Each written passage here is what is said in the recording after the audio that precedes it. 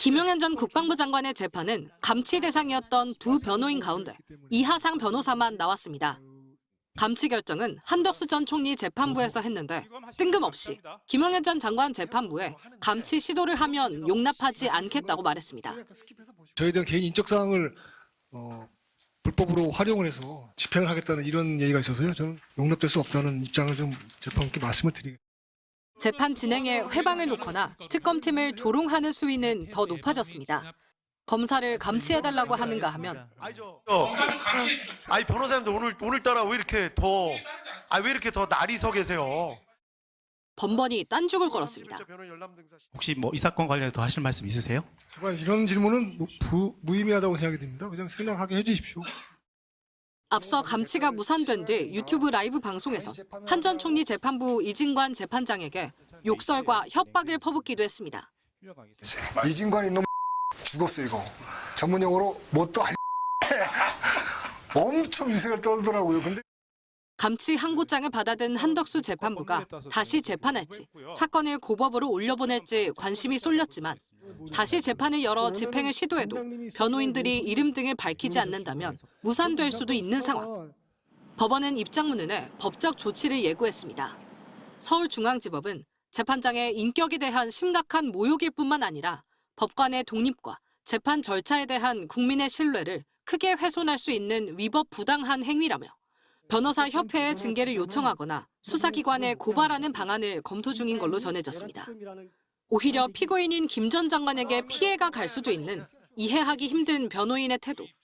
이 변호사는 꾸준히 전광훈 목사와 사랑제일교회의 법률 대리인을 맡아왔고 전 목사가 이끌던 자유통일당의 전신 국민혁명당에서 대선 후보 경선에 출마한 적이 있습니다. 오늘도 방청객 중엔 변호인들의 무리한 발언에 큰 소리로 호응하고 특검팀을 향해선 반국가 세력이라고 소리치는 사람들이 있었습니다. MBC 뉴스 유서영입니다. 감치 집행이 불발된 뒤 유튜브에 나와 이진관 재판장을 향해 욕설과 모욕적인 언사를 냈던 김용현 전 국방장관의 변호사들에 대해 법원이 법적 조치에 나섰습니다. 서울중앙지방법원은 언론 공지를 통해 관련 법률과 절차에 따른 적절한 조치를 취할 예정이라고 밝혔습니다. 법원은 감치 재판을 받은 변호사들이 재판장을 상대로 욕설 등 인신공격적 발언을 한 것은 재판장의 인격에 대한 심각한 모욕일 뿐만 아니라 법관의 독립과 재판 절차에 대한 국민의 신뢰를 크게 훼손할 수 있는 위법 부당한 행위로서 결코 용납될 수 없다고 밝혔습니다. 이 재판장을 향해 주접 떨지 말라 같은 막말을 하며 욕설까지 퍼부은 변호사들에 대해 법원에서 나온 첫 공식 반응입니다. 여러분들 이진관이가 벌벌벌 떠는 걸 보셨어야 돼요. 걔 약한 놈입니다. 그거. 진관이 그거 전문용어로 뭣도 아닌데 엄청 위세를 떨더라고요. 근데 벌벌벌 떨었습니다. 하지만 이하상 변호사의 법원 비난은 계속되고 있습니다. 지기현 재판부의 법정에 버젓이 나온 그는 법원이 자신의 신원을 불법적으로 확보하려 한다는 말을 들었다며 그런 짓을 멈추라고 말했습니다. 본인이 감치 재판에서 인적 사항을 말하지 않은 점에 대해선 얼버무리면서 황당한 주장을 이어갔습니다. 그래서 근데 이제 어떤 사정이 있어 제가 바로 감치 집행이 못 되고 나왔는데 그런 법원의 불법 행위로 대한민국 자유민주주의의 그 영광됨이 드러난다고 보고요. 제가 그런 상황에 도구가 된다는 거에서 감사하게 생각할 뿐이지만 이 같은 발언을 들은 지기현 재판장은 별다른 언급 없이 재판을 진행했습니다. 명백한 법원과 법관 모독인데도 이에 대한 사법부의 대처가 미흡하다는 비판이 나옵니다. 이정관 부장판사를 외롭게 하고 네가 잘못한 것처럼 마치 아니면 이정관 부장판사가 독특해서 저런 일을 당하는 것처럼 침묵하고 있다는 것 자체가 이게 사인을 주는 거라고 보여요. 다른 부장판사들한테 세게 하지 말아라. 실제로 이번에 나온 입장문은 대법원이 아닌 이진관 판사가 소속된 서울중앙지법 명의로 나왔고 법적 조치를 예고하면서도 고발 등 구체적인 계획은 언급하지 않았습니다. 여당의 내란 재판부 논의 등에서 대법원이 직접 나서 반대하던 모습과는 대조적인 장면이라는 지적이 나옵니다. 김용현 전 국방장관의 변호인들이 한덕수 전 국무총리 재판에 돌연 모습을 드러냈습니다. 누구십니까?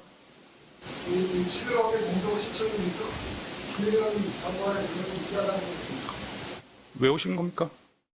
사전 허가 없이 재판에 들어와 발언을 시도하던 이들은 재판장의 거듭된 경고에도 반발하다 결국 15일 감치 명령을 받았습니다. 나가십시오. 나가십시오. 아, 말씀하시면 감시합니다. 나가십시오. 자, 감시합니다. 감시합니다. 아니, 그 구금 장소에다 유치하도록 하겠습니다. 끌려나가면서도 직권 남용이다, 감치해 주어서 감사하다며 비아냥거리기도 했습니다. 그런데 어젯밤 10시쯤 이들은 서울구치소로 이동하기도 전에 풀려났습니다.